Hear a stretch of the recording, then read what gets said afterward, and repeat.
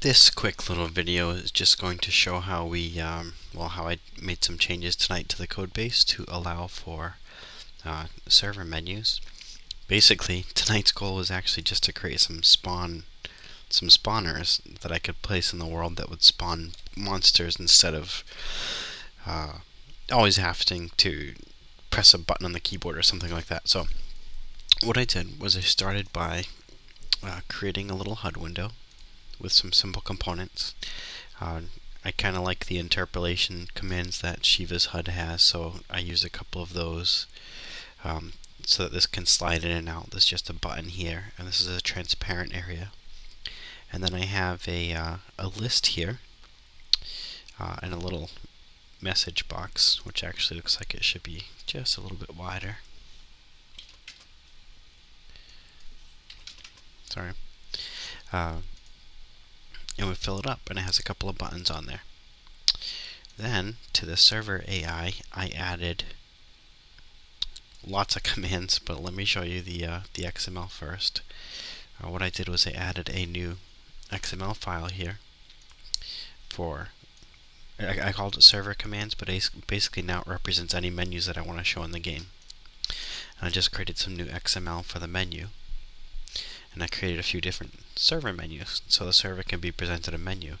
I can actually extend this. I set this up so I can extend it to actually make a whole in-game help system, and just like link to different pages of text or dialogue or something like that. So now that I've created a new XML file, our whole XML data functions just kind of work. All I had to do was create a new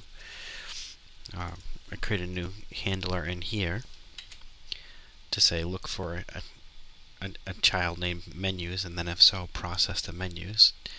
And then in there I just had to create a new hash table for the menus, which I did, and add them right in.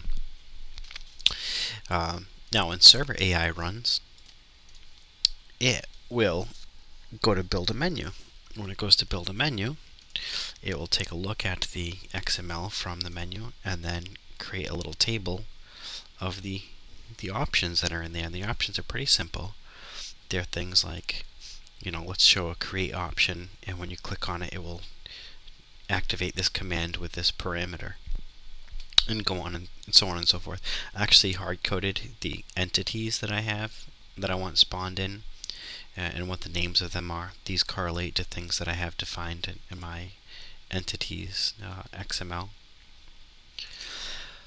Otherwise, I could actually just encode, or I could probably write some cool XML thing that will bring in all the entities. That would be neat, actually. Do something like entity list.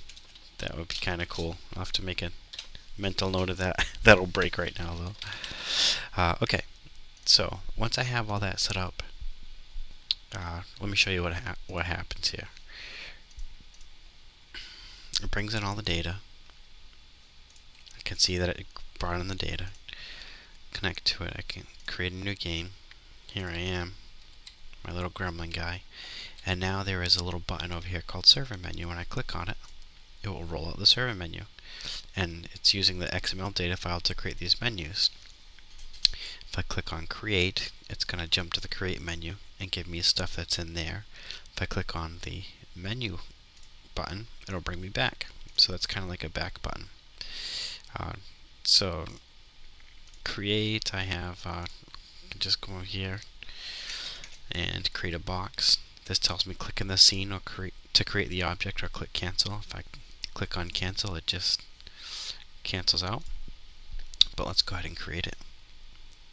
And then I can just create any items that I have defined.